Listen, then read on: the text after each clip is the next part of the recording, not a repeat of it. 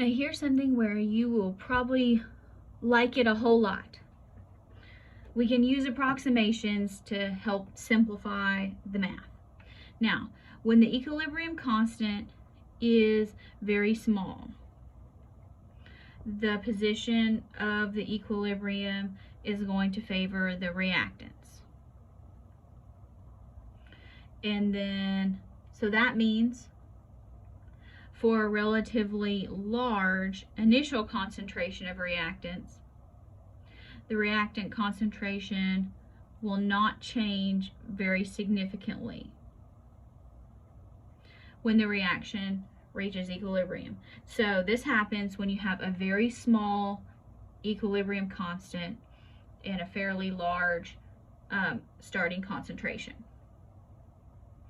So assuming our reaction is going to go forward, we're going to say our concentration of our reactant at equilibrium is going to equal, or we know is going to equal, our initial concentration minus coefficient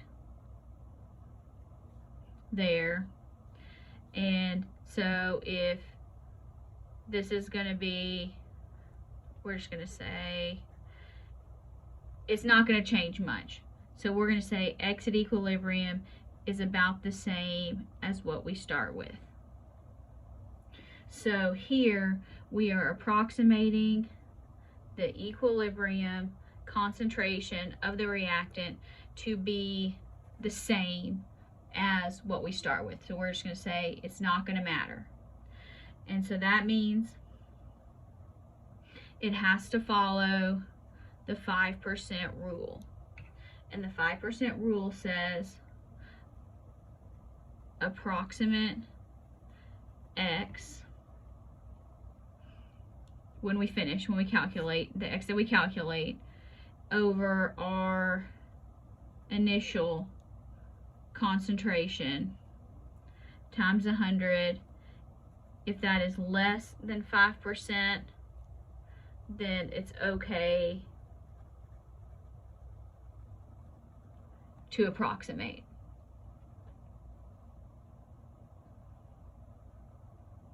So you kind of have to check it there. So let's try this. So sometimes you can use x is small. Sometimes we call this the x is small approximation. So here, do you see how tiny this is?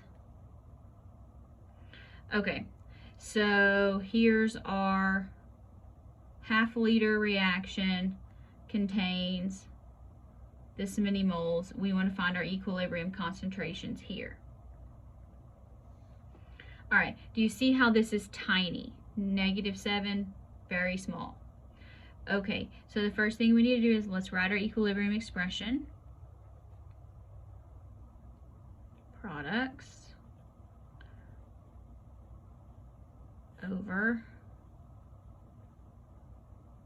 reactants. Okay, now H2S, 2H2, and S2. Initial change equilibrium. So our initial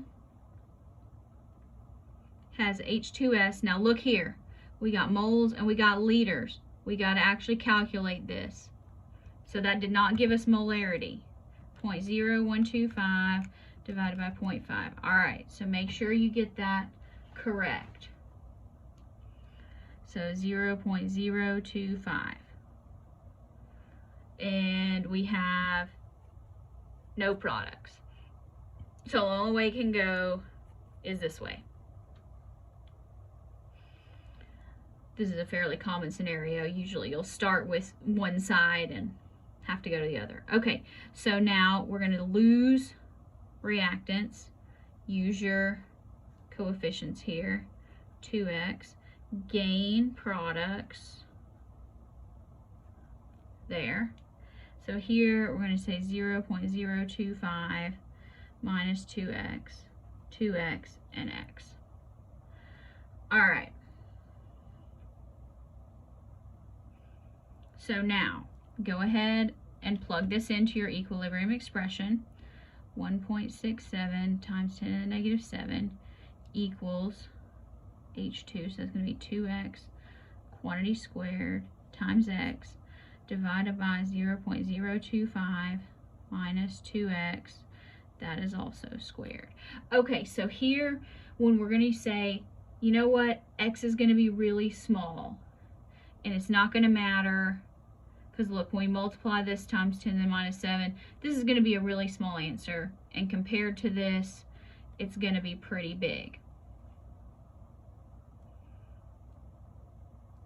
Okay, so now, so we're just going to say x is small, and so you just mark it out. That makes things a lot easier. So that means we just multiply this here, so you don't have to FOIL this out. It makes things a lot easier. So 4x squared times x, it'd be x cubed. 0.025 times 1.67 times 10 to the minus 7. And then we need to divide by 4. And we need to take the cube root. So x is going to equal 1.67. I'm trusting that you know how to solve an equation. If you don't, math is a prerequisite for this class. So you need to contact your math. Did I get that right? Oh, nope. There's a square in there. So 0.025 squared times 1.67, 10 to the minus 7. Now let's divide by 4. Now let's take the cube root. Oh, I put parentheses and I shouldn't. There we go. Squared times 1.67, 10 to the minus 7, divided by 4, raised to the 1/3. Alright, so see how x is tiny? 2.97 times 10 to the minus 4. Now, let's divide that by our initial concentration times 100. Do you see how it's less than 5%? That means we can keep this. Yay, we like that. Makes things a lot simpler. Okay, so now we want to know our equilibrium concentrations. So H2S, 0.025 minus 2, 2.97 times 10 to the minus 4.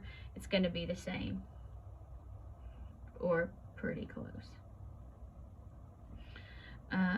H2, 2 times 2.97 times 10 to the minus 4, and S2, 2.97 times 10 to the minus 4. And here our concentrations are going to be molarity. Okay, so 2.97 10 to the minus 4 times 2. That would be 5.94 times 10 to the minus 4 molar. And here, 0.025 minus that. So look, 0.0244. So it didn't even go down, but 6/10,000ths. So that made the math a lot easier. Now, if we want to do a check, we can say 5.94 10 to the minus 4 squared, 2.97 times 10 to the minus 4 over 0.0244 squared. So let's give it a try. Hopefully this will work out. 5.94 10 to the negative 4, and then we're going to square that.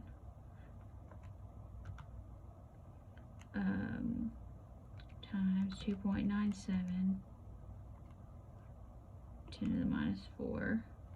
And let's divide by 0.0244 squared. Alright, 1.76 times 10 to the minus 7 that's pretty darn close. So we're going to go with it. Equals 1.76 times 10 to the minus 7, which is approximately equal to 1.67 10 to the minus 7. So it works.